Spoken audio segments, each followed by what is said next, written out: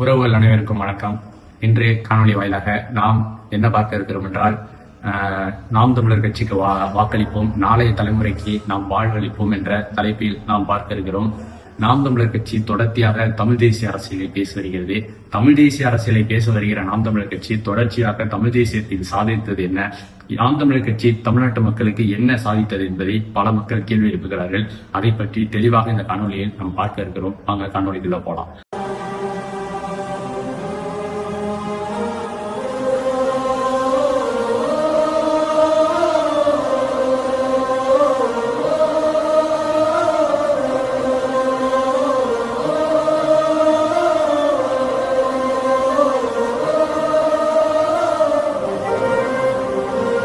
நாம் தமிழர் கட்சியை பொறுத்தவரையும் மே 18, 2010 இனப்படுகொலைக்கு பிறகு தொடங்கப்படுகிறது. தொடங்கப்பட்ட மண்ணில், மதுரை மண்ணில், கண்ணகி நீதி கட்ட மதுரை மண்ணில் தொடங்கப்பட்டாலும் ஈழப்படுகொலை ஒரு மிகப்பெரிய ஒழுக்கத்தையும் ஒரு ஆழ்ந்த வருத்தத்தையும் தெரிவித்துக் கொண்டது. என்ன என்றால், ஈழப்படுகொலையில் 2 லட்சம் உயிர்கள் முள்ளிவாய்க்காலில் போனது. அதற்கு முழுக்க என் இனத்தை கொன்ற காங்கிரசும், என் இனத்தை துணை நின்ற திமுகவும், அதை வேடிக்கை பார்த்த அதிமுகவையும், அதற்கு துணையாக எந்தவித குரலும் எழுப்பாத இந்திய அரசியலில் எதிர்கட்சியாக இருந்த, அன்றைக்கு ஆளும் எதிர்கட்சியாக இருந்த, இந்திய அளவில் இருந்த பிஜேபி சங் பரிவார கூட்டங்கள் குரல் கொடுக்கவில்லை. இவர்கள் நாடு பேரையும் எதிர்த்துதான் தன் கொள்கையை முடிவெடுக்கும் என்று கட்சியினுடைய தலைமை ஒருங்கிணைப்பாளர் அண்ணன் செந்தமிழன் சீமான் அவர்கள் தமிழ் தேசியத்தின் வழியிலும் தமிழ் மண்ணுக்கும் மக்களுக்காகவும் மே 18, 2010 மதுரை நீர் கேட்ட மண்ணில் நாம் தமிழர் என்ற அரசியல் பேரியக்கத்தை சொன்னார். அதை சொல்லும் போது புலிகளின் 2வது படையாகவும் விளங்கும் என்றும் அவர் சொன்னார். சொல்லும் போது என்ன முடிவெடுத்தார் என்றால், தெளிவான ஒரு முடிவெடுத்தால் தேசிய கட்சிகளுடன், திராவிட கட்சிகளுடன் தன்னுடன் தேர்தல் உடன்பாடு கிடையாது. எந்த காலத்திலும் தேசிய கட்சிகளுடன், திராவிட கட்சிகளுடன் தேர்தல் உடன்பாடு நான் வைக்க மாட்டேன், கூட்டணியே கிடையாது என்று தெளிவா சொன்னார் அண்ணன் செந்தமிழன் சீமானவர்கள். அதை பொறுத்தவரை நம்ம தெளிவா பார்க்கும்போது ஒரு நீண்ட வரலாறு எப்படி சொல்லணும்னா, 2010 தொடங்கப்பட்ட கட்சியா இருக்கட்டும், 2011 முதல் தேர்தலை நாம் எதிர்கொண்டோம். தேர்தலை எதிர்கொள்ளும் போது தமிழ் தேசியத்தின் வழியும் அத்தனை இயக்கங்களும் காங்கிரஸ், திமுக போட்டியிட்ட இடங்களில் தோற்கடிக்க வேண்டும். முக்கியமா காங்கிரஸ் அன்னைக்கு 63 இடங்கள்ல போட்டியிட்டுச்சு. 63 இடங்கள்ல போட்டியிட்ட காங்கிரஸை தோற்கடிக்கணுங்கிறத நாம் தமிழர் கட்சி கொள்கை முழக்கமாக வச்சு களமிறங்கினாங்க. 63 இடத்திலையும் பிரச்சாரம் செய்து அதன் எதிர்த்தரப்பில் இருக்கிற ஏடிஎம்கே, அதிமுக, விஜயகாந்த் தலைமையிலான தேமுதிக, எண்ணற்ற மனிதநேய மக்கள் கட்சி, ஐயா ஜவாஹிருல்லா போன்ற ஆட்களை ஆதரித்து காங்கிரஸ் இன துரோகியை தோற்கடிக்க வேண்டும், 63 இடங்களை தோற்கடிக்க வேண்டும் என்று களமிறங்கினர். அதே போலவே அந்த தேர்தலில் காங்கிரஸ் படுதோல்வியை சந்தித்து 58 இடங்களில் தோல்வியுற்றது என சொல்லப்படுகிறது. 58 இடங்கள்ல தோல்வியுற்றது காங்கிரஸ். அதே போல 2012 கட்சி தொடர்ச்சியாக அண்ணன் செந்தமிழன் சீமான் சிறைக்கு சென்றார்.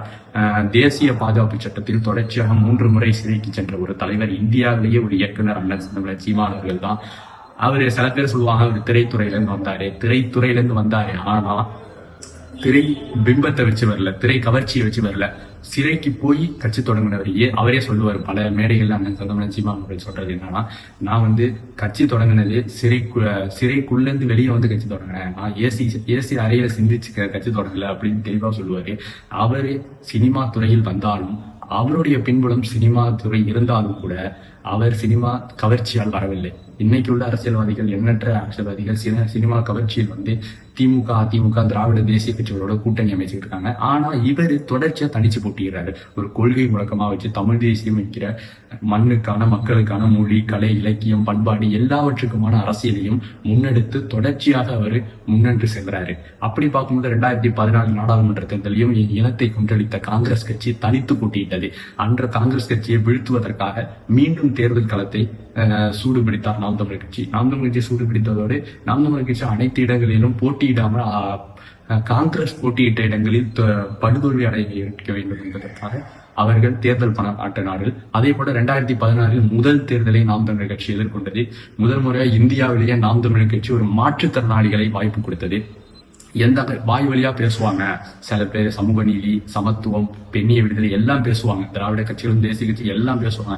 இன்னைக்கு இந்திய நாடாளுமன்றத்துல 33 விழுக்காடு பெண்களுக்கான மசோதாவை பாஸ் பண்ணியிருக்காங்க. இப்பதான் 33 விழுக்காடு பெண்களுக்கான இடஒதுக்கீடே இது பண்ணியிருக்காங்க. அது இன்னும் நடைமுறையை படுத்தல, ஆனா இப்ப பண்ணியிருக்காங்க. ஆனா ஆணும் பெண்ணும் சமம் அல்ல, ஆணுக்கு பெண் சமம் அல்ல, ஆணும் பெண்ணும் சமம் என்று, சரிக்கு சமம் என்று ஒரு ஜெயலலிதா முன்னாள் முதலமைச்சர் மதிப்பிற்கு மரியாதைக்குரிய அம்மையார் ஜெயலலிதா அவர்கள் போட்டியிட்ட அந்த தொகுதியில் ஒரு திருநங்கை வேட்பாளர் அண்ணன் செந்தமிழன் சீமான் களமிறக்கினார். அதே போல் மாற்றுத்திறனாளிக்கு வாய்ப்பு கொடுக்கிறாரு, ஒரு திருநங்கைக்கு வாய்ப்பு கொடுக்கிறாரு.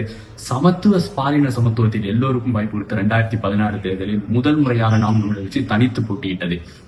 அந்த தேர்தலில் ஒரு பிறை பின்பற்றி வைத்து ஒரு மக்கள் நல கூட்டணி என்ற அடிப்படையில் ஐயா விஜயகாந்த் தலைமையில் விடுதலை சிறுத்தைகள் அண்ணன் திருமாவளவன், அதே போன்று 2 கம்யூனிஸ்ட் கட்சிகள், மதிமுக, தமிழ் மாநில கட்சி எல்லாம் தனித்து ஒரு ஃபார்ம் பண்ணி அவங்க ஒரு மக்கள் நல கூட்டணிங்கிற போட்டியிறப்ப அந்த தேர்தலை மாற்றம் முன்னேற்றம் அன்புமணி என்பர் அவர் தனியா போட்டியிறப்ப, ஐயா வேல்முருகன் தலைமையிலான தமிழக வள்ளுவர் கட்சி அவர்கள் ஒரு சில தனியா போட்டியிறப்ப, அப்படி இருக்கும்போது நாம் தமிழர் கட்சி தனித்து களமிறங்கியது. நாம் தமிழர் கட்சி அவ்வளவுதான், தமிழ் தேசியம் பேசுற கட்சி இனிமே வளரவே வளராது அப்படின்னு பல பேர் பேசின இடத்துல 1 விழுக்காடு வாக்கு வாங்கி தமிழ்நாட்டு அரசியலில் 4 லட்சம் வாக்குகளுக்கு மேல வாங்கியது நாம் தமிழர் கட்சி. அந்த தேர்தலில் படுதோல்வி அடைந்தாலும் கூட வாக்கு விகிதம் ஓரளவு ஏறி இருந்தது. அந்த தேர்தலையே எதிர்கொண்டு 2000 வருகிற இடைத்தேர்தல், ஆர்கே நகர் இடைத்தேர்தல் ஆகட்டும், வந்த இடைத்தேர்தல் அனைத்திலும் போட்டியிட்டு தமிழ்நாட்டில் 3வது பெரிய அரசியல் கட்சியாக வளம் வந்தது நாம் தமிழர் கட்சி. 2019 நாடாளுமன்ற தேர்தலில் ஆணுக்கு பெண் சமம் அல்ல, ஆணும் பெண்ணும் சமம் என்ற அடிப்படையில் 20 தொகுதி பெண்கள் 20 தொகுதி ஆண்கள் என்ற அடிப்படையில் சமமாக வாய்ப்பு கொடுத்தது நாம் தமிழர் கட்சி. அந்த தொகுதியில் தமிழ் தேசியத்தின் அடிப்படையில் சமூக நீதி அடிப்படையில் எல்லோ குடிகளுக்கும் உரிய பிரதிநிதித்துவத்தை நாம் தமிழர் கட்சி கொடுத்தது.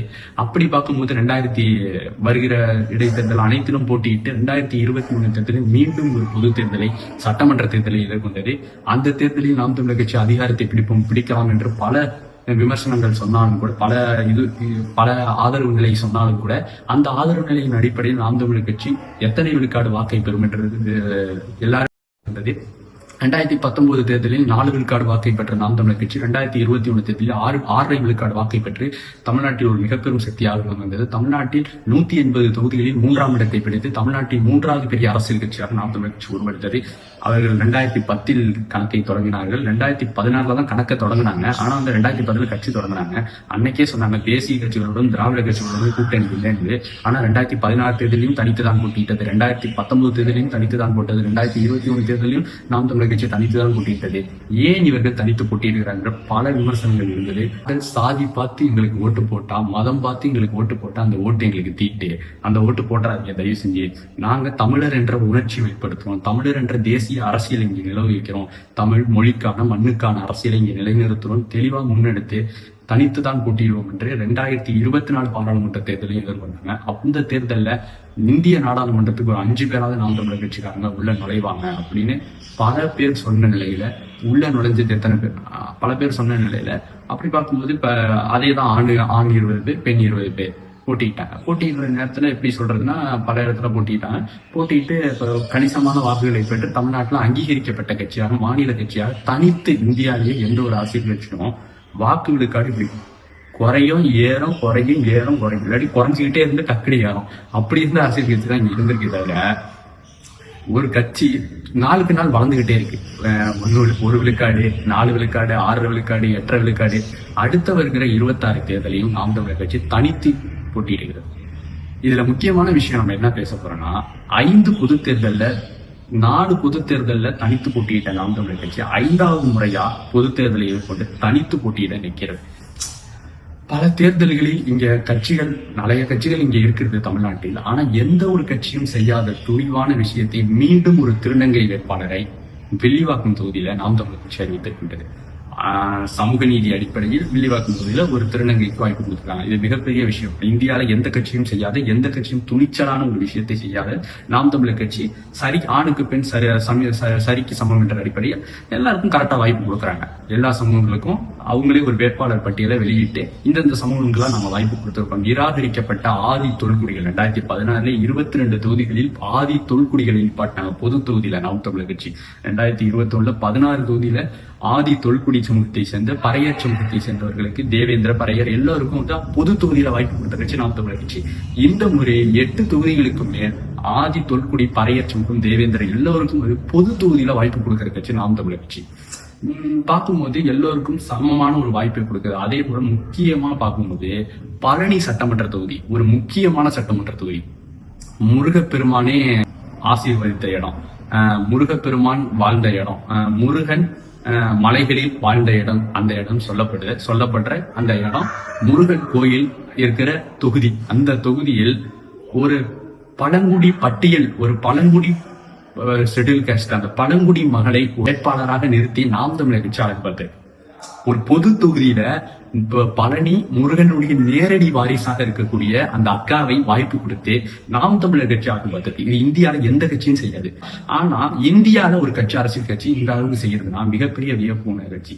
நம்ம ஏன் தமிழ் தேசியத்தின் அடிப்படையில் இவ்வளவு விஷயத்த பேசுறோம்னா, தமிழ் தேசிய மண்ணுக்கான மக்களுக்கான அரசியலை தொடர்ச்சிய ஒரு நம்பிக்கை கொடுக்கும் விதமாக தனித்து தொடர்ந்து ஒவ்வொரு தேர்தலையும் எதிர்கொண்டு கொண்டிருக்கு. அப்படி பார்க்கும்போது இங்க சூழலியல் அரசியலும் ஒரு இயற்கை சார்ந்த அரசியலும் நான் வந்தா இங்க வந்து கார்பரேட் கம்பெனிகள் இங்க இருக்காது. நச்சு ஆலைகள், ஈத்தேன், மீத்தேன், ஹைட்ரோ கார்பன், எண்ணற்ற நச்சு ஆலைகள் தமிழ்நாட்டில் இருக்கிறது. அனல் மின் நிலையம், அதே போன்று எண்ணெய் எரிவாயு, எல்லா தொழிற்சாலையும் கடலை நாசமாக்குன்ற அந்த எண்ணெய் தொழிற்சாலை எல்லாத்தையும் நான் வந்து எடுப்பேன்.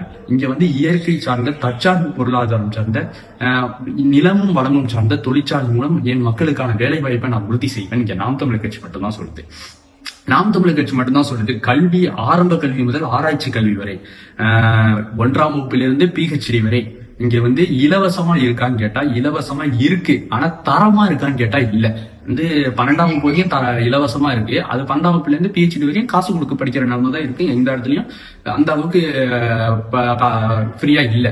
அப்படி பார்க்கும்போது ஃப்ரீயா இருந்தாலும் கூட இங்க தரம் தேவை. ஒரு கல்வி நிறுவனத்தை, ஒரு தனியார் கல்வி நிறுவனம் இன்னைக்கு இருக்குதுன்னு வச்சுங்க, ஒரு 1,50,000 ரூபாய், இந்த 30,000 ரூபாயில இருந்து 1,50,000 ரூபாய் வரைக்கும் ஃபீஸ். ஒரு ஹாஸ்டல்ல தங்கறதா இருக்கட்டும், ஒரு உணவு தேவையா இருக்கட்டும், ஒரு தங்கு விடுதியா, எல்லா இடத்துலயும் பார்க்கும்போது ஒரு இங்க சமமான ஒரு கல்வியே இல்லை. ஏழை பணக்காரன் அப்படிதான் இருக்கே தவிர எல்லாருக்கும் சமமான கல்வியை நாம் தமிழர் கட்சி ஆட்சியில் கொடுப்போம் என்று சொல்லுது. ஆனா வந்து இங்க இன்னைக்கு பல பேர் சொல்றாங்க கல்வி கடன் தள்ளுபடி செய்யறேன், நான் வந்தா மாணவர்களுக்கு 1000 ரூபாய் வழங்குவேன், மாணவர்களுக்கு மடிக்கணினி வழங்குவேன், மாணவர்களுக்கு தேவையான உபகரணங்கள் வழங்குவேன்னு சொல்றேன். இந்த அரசாங்கம் என்னைக்காவது கல்வியை தரமா கொடுத்திருக்கோமா? கல்வியை தரமா கொடுக்க பேசமான்னு கேட்டா பேசவே இல்லை. அப்படி பார்க்கும்போது ஒவ்வொரு நாளும் ஒரு அடிப்படையா வச்சு நாம் தமிழர் கட்சி தொடர்ச்சியா இன்னைக்கு முன்னெடுப்பு. இந்த முன்னெடுப்பானது நாம் தமிழர் கட்சி தொடர்ச்சியான ஒரு முன்னெடுப்பா செஞ்சுக்கிட்டு வராங்க. அதே போன்ற மருத்துவம் இன்னைக்கு வந்து கடைக்குடி கிராமம் முதல் நகராட்சி, அந்த முதலமைச்சர் வரை எல்லா இடத்தையும் எடுத்துப்போம். இன்னைக்கு வந்து தனியார் மையமா தான் மருத்துவம் இருக்குது. ஒரு ஹாஸ்பிட்டலுக்கு போனா உடனே 1,00,000 ரூபாய் கட்டு, ஸ்கேன் எடுக்கிறேன், ஸ்கேன் எடுத்து உடனே கருவி மூலம் பொருத்தி என்ன நோய் இருக்குன்னு கண்டுபிடிப்போம். ஆனா இது அரசு மருத்துவமனையில் செய்கிறார்களா என்று கேட்டா சுத்தமா இல்லை. இன்னைக்கு மருத்துவம் என்பது நலிவுற்ற நிலையில தான் இருக்கு. மருத்துவம் என்பதை காப்பாற்றுற நிலையில இருக்கு. இங்க ஆண்ட முதலமைச்சர்களை எடுத்துப்போம். ஐயா கருணாநிதி இருக்கட்டும், ஐயா ஜெயலலிதா இருக்கட்டும், ஐயா எம்ஜிஆர் இருக்கட்டும், இன்னைக்கு வரை எடப்பாடி ஐயா ஸ்டாலின் வரை அரசு மருத்துவமனையில் என்னைக்காவது சிகிச்சை எடுத்திருக்காங்களா? இங்க உள்ள அமைச்சர்மார்கள் அரசு மருத்துவமனையில் சிகிச்சை எடுத்து என்னைக்காவது அரசு மருத்துவமனையில் சிகிச்சை எடுத்திருக்காங்களா? அமைச்சர்மார்கள் அரசு மருத்துவமனையில் சிகிச்சை எடுத்திருக்காங்களா? இங்க உள்ள எம்பிக்கள், MLAக்கள், கவுன்சிலர்கள், திமுகவை சேர்ந்தவர்கள் கூட நம்ம எடுத்துப்போம். பெரும் பதவிகள் இருப்பவர்கள், கீழே உள்ளவங்களை அடிமட்டவங்களை விட்டுருவோம். பெரும் பதவிகள் இருப்பவர்கள் இன்னைக்கு அரசு மருத்துவமனையில் எங்கேயாவது சிகிச்சை எடுத்து பார்த்திருக்கீங்களா? எடுக்க மாட்டாங்க. எல்லாம் தனியார் மருத்துவமனையை தான் நோக்கி போவாங்க. ஏன்னா அரசு மருத்துவமனையில் தரம் இல்லை என்பது அவர்களுக்கே தெரியும். ஆட்சி ஆள்ற அவர்களுக்கே தரம் இல்லை, அரசாளுகை ஆளுங்க அவர்களுக்கே தரம் இல்லை என்பது தெரிகின்றது. அப்ப எதற்கு அரசு மருத்துவமனை? யாருக்காக? இந்த ஏழை எளிய நடுத்தர மக்களுக்காகவும், ஏழை எளிய தினக்கூலிகளாக இருக்கக்கூடிய, ஒரு நாளைக்கு 100 ரூபாய் 500 ரூபாயிலிருந்து 1000 ரூபாய் வரை சம்பாதிக்கக்கூடிய இவர்களுக்கான மருத்துவம் தான் இந்த ஏழை மருத்துவம். ஏழை மருத்துவம் எப்படி இருக்க வேண்டும்? உலக நாடுகள்லாம் போய் பாருங்க, சிங்கப்பூர், எல்லா நாடுகளையும், பிரான்ஸ் போன்ற நாடுகள்லாம் போய் பாருங்க. கல்வியை எப்படி கொடுக்கறாங்க, மருத்துவத்தை எப்படி கொடுக்கறாங்க, தன் நாட்டு குடிகளுக்கு குடிநீரை எப்படி கொடுக்கறாங்க, தன் நாட்டு குடிகளுக்கு மின்சாரத்தை எப்படி கொடுக்கறாங்க, தன் நாட்டு குடிகளுக்கு கல்வி மருத்துவ அடிப்படையில் எல்லா வேலை வாய்ப்பையும் எப்படி சேமிக்கிறாங்க, பொருளாதார கொள்கையை எப்படி வகுக்கிறாங்க, எல்லாத்தையும் போய் பாருங்க. ஆனா தெரிஞ்சுக்க மாட்டோம். இங்க உள்ள இளைஞர்களுக்கு ஒரே ஒரு விஷயம் என்னென்றால், இங்க உள்ள பணம் வாங்க வேண்டும், பணம் போட்டு ஓட்டு வாங்க வேண்டும், பணம் போட்டு ஓட்டு வாங்கி அவங்க நல்லா இருக்காங்க. எவ்வளவு இளைஞர்கள் அது சிந்திக்கிறது. இன்னைக்கு ஒரு சில இளைஞர்கள் ஒரு நடிகர் பின்னால் சுத்தி கொண்டு இருக்கிறார். அதுக்கு மிகப்பெரிய கேவலமான விஷயம். ஒரு நாட்டை ஆளுவதற்கு ஒரு நடிகரால் எந்த அளவுக்கும் மாற்ற முடியாது. நடிகர் அரசியலுக்கு வரக்கூடாதுன்னு நான் சொல்லல. நடிகர் பின்புலத்தையே வைத்து திரைக்க வச்சே வைத்து ஒருத்தவன் வரான். இன்னைக்கு தமிழ்நாட்டு அரசியல பல பேர் வந்தாங்க, இன்னைக்கு ஒருத்தவன் வரான். அந்த அவரை வைத்து யாரையும் நான் மரியாதைக்குரியாக எந்த இடத்துலையும் பேசியதில்லை. இந்த இதை காணொலியாக நான் சொல்லிக்கிறேன், யாரையும் நான் மரியாதைக்குரியாக பேசல. அவ்வளவு ஒரு வெறி வருது, கோபம். ஒரு நாட்டை ஆளுவதற்கு ஒரு நடிகருக்கு எந்த அளவுக்கு தகுதி இருக்கின்றது நான் கேட்கிறேன். நாட்டை ஆளுவது நடிகர் வரலாம், அது பிரச்சனை இல்லை. ஆனா அதை திரை பின்பத்தை வைத்து வருகிறான்றா அது மிகப்பெரிய ஆபத்தா முடிஞ்சிடும். நீங்க ஒரு நல்ல தத்துவவாதியும் நல்ல கொள்கைவாதியும் நல்ல ஒரு அரசியல் ஆளுகை, நல்ல திறன் மேம்பாடு கொண்ட, நல்ல அறிவு கொண்ட, நல்ல ஆற்றல் கொண்ட, நல்ல உங்கள் பிரச்சனையை யாரெல்லாம் சரி செய்வார்கள் என்று இங்க முதலமைச்சர் ஆவது கனவல்ல, இங்க MP MLAக்கள் ஆவது கனவல்ல, இங்க கவுன்சிலர் ஆவது கனவல்ல. அவர்கள் என்ன செய்ய போகிறார்கள் என்பதுதான் கனவு என்பதை, அவர் நேர்மை உண்மையுமா இருக்க போகிறார்களா, இங்க மது போதையும் புகையிலையும் இங்க போதைப் பொருளையும் இவர்கள் ஒழிப்பார்களா என்பதுதான் கனவாக இருக்கின்றது. இன்னைக்கு போதைப் பொருள் கலாச்சாரத்தை பார்க்கிறோம். ஒரு பெண் பிள்ளைகள் நடமாட முடியவில்லை வெளியே. பொள்ளாச்சி பாலியல் பலாத்காரத்தை நம்ம பார்த்தோம், தூத்துக்குடி துப்பாக்கி சூடியை நம்ம பார்த்தோம். அதே போல எண்ணற்ற இடங்களில் இன்னைக்கு போதை கலாச்சாரம் தான் தலைக்கேறி இருக்கிறது. அதே போன்ற அண்ணா யூனிவர்சிட்டியை பார்த்தோம், எல்லாமே போதை கலாச்சாரம் மையமாக தமிழ்நாடு மட்டுமில்ல இந்தியாவே இருக்குது. தமிழ்நாடு அது முன்னணி மாநிலமாக கூட இருக்குது. சொல்ல போனா கேரளாவா இருக்கும், கேரளாவுக்கு கொஞ்சம் கம்மி தான் அங்க போதை கலாச்சாரம் எல்லாம் இல்லை, ஆனா அந்த அளவுக்கு வீரியமா இல்லை. அதை பொறுத்தவரையும் தமிழ்நாட்டை நம்ம எடுத்துக்கொண்டோம்னா எந்த அளவுக்கு போதை கலாச்சாரமும் மது போதையும் இங்கே தமிழ்நாட்டில் 6500க்கும் மேற்பட்ட டாஸ்மாக் கடைகள் இருக்கின்றது. இந்த அரசாங்கம் நீங்க மாத்தி வாக்களிக்கிறீங்க. திமுக அதிமுக தோழர்கள்ட்டே கேட்கிறேன், மாத்தி நீங்க வாக்களிக்கிறீங்க. திமுக அதிமுக எண்ணற்ற கட்சிகளுக்கு வாக்களிக்கிறீங்க. இவர்கள் உங்கள் பிரச்சனையை என்னைக்காவது சரி செஞ்சிருக்காங்க? உங்களுக்கு வேலை வாய்ப்பு வழங்குறேன்னு சொல்லியிருக்காங்களா? டாஸ்மாக குடிக்க வைக்கிறாங்க, ஒன்னு சாதி மலர் அந்த சண்டையில உங்களை கொல்ல வைக்கிறாங்க, பணத்தால உங்களை அடிமையாக்கி வைக்கிறாங்க. இதைத்தான் செய்யறாங்களே தவிர இந்த ஆட்சியாளர்கள் உங்களை வாழ வைக்கிறாங்களா கேட்டா அதை தான் நாம் தமிழர் கட்சி தெளிவா சொல்லுறது. இங்கே வாழும் உரிமை எல்லோருக்கும் உண்டு, ஆளும் உரிமை தமிழர் நமக்கே உண்டு. அந்த கொள்கையை முன்வச்சு தமிழ் மண்ணுக்கான அரசியலை முன்னெடுக்கிறது. பல பேர் சொல்லுவாங்க, இங்கே வாழ்கின்ற தெலுங்கு சமூகத்தி மக்களுக்கு நாம் தமிழ் கட்சி ஆபத்து, இங்கே வாழ்கின்ற கன்னட சமூகத்து மக்களுக்கு நாம் தமிழ் கட்சி ஆபத்து, இங்கே வாழ்கின்ற மலையாள சமூகத்து மக்களுக்கு நாம் தமிழர் கட்சி ஆபத்து, இங்கே வாழ்கின்ற துளு மற்றும் உருது பேசுகின்ற முஸ்லிம்களுக்கு நாம் தமிழர் கட்சி ஆபத்து என்ற பல அவதூறுகளையும் பல கட்டுக்கதைகளையும் இங்கே தூக்கி இருக்கிறார்கள். இது மிகப்பெரிய கொடுமையான விஷயம். நாம் தமிழர் கட்சி என்ற சூழியன் பேசுகின்ற, ஒரு இயற்கை சார்ந்த, ஒரு மானுட நேயம் பேசுகின்ற, யாதும் ஊரே யாவரும் கேள்வி பிறப்புக்கும் எல்லா உயிருக்கும் என்ற அந்த தத்துவ வரிகளை எல்லாத்தையும் எடுத்துக்கொண்டு வள்ளுவருடைய கோட்பாட்டை எடுத்துக்கொண்டு உலக பொதுமறைக்கு நாம் தமிழர் கட்சி அரசியல் செய்கிறது. 180க்கும் மேற்பட்ட நாடுகளில் நாம் தமிழர் கட்சி கிளைகளை கட்டமைத்திருக்கின்றது. எல்லா மாநிலங்களிலும் நாம் தமிழர் கட்சி கிளைகளை உருவாக்கிறது. இன்னைக்கு தமிழ்நாட்டு அரசியல் எடுத்துக்கிட்டோம்னா திமுக அதிமுக அதிகபட்சம் பார்த்தோம்னா தென் மாநிலங்கள்ல இருக்கும். காங்கிரஸ் எடுத்துக்கிட்டா ஒரு சில நாடுகள்ல இருக்குன்னு சொல்றாங்க, ஆனா இந்தியாவில மட்டும்தான் காங்கிரஸ். பிஜேபி எடுத்துக்கிட்டோம்னா அந்த இந்துத்துவா என்கிற கோட்பாடு இந்தியா கூட தான். ஆனா நாம் தமிழர் கட்சியினுடைய கோட்பாடு 187 நாட்கள், 187 நாடுகள்ல நாம் தமிழர் கட்சியினுடைய கிளைகள் இருக்குது. இத்தாலியில நாம் தமிழர் கட்சி இருக்குது, அமெரிக்கால நாம் தமிழர் கட்சி இருக்குது, ஈரான்ல எல்லா உலக நாடு எல்லா நாடுகளிலும் நாம் தமிழர் கட்சி பிள்ளைகள் இருக்கிறார்கள். அப்படி பார்க்கும்போது இங்க உலகமயமான அரசியலை, சர்வதேச அரசியலை, அது தமிழ் தேசிய மண்ணுக்கான மொழிக்கான அரசியலை நாம் தமிழர் கட்சி தெளிவான முன்னெடுப்பு இருக்கிறது. இங்கே வந்தா கல்வி, மருத்துவம், வேலை வாய்ப்பு எல்லாத்தையும் நான் கொடுப்பேன். என் ஆட்சி மொழி, பண்பாட்டு மொழி எல்லாமே இங்க தமிழாகத்தான் இருக்கு. பயன்பாட்டு மொழியா ஆங்கிலம் இருக்கு. ஆங்கிலம் கட்டாய பாடமொழி என்கிறத நாம் தமிழ் கட்சி முன்வைக்கிறது.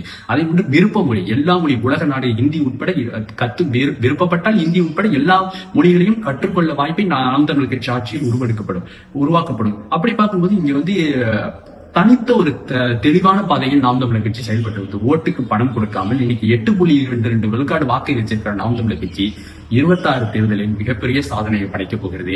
அந்த வாக்கு மிகப்பெரிய உயரப்படுகிறது. என்னை பொறுத்தவரையும் நாம் தமிழர் கட்சி ஒரு 20 விழுக்காடு வாக்கை தாண்ட வேண்டும் என்று நான் எதிர்பார்க்கிறேன்.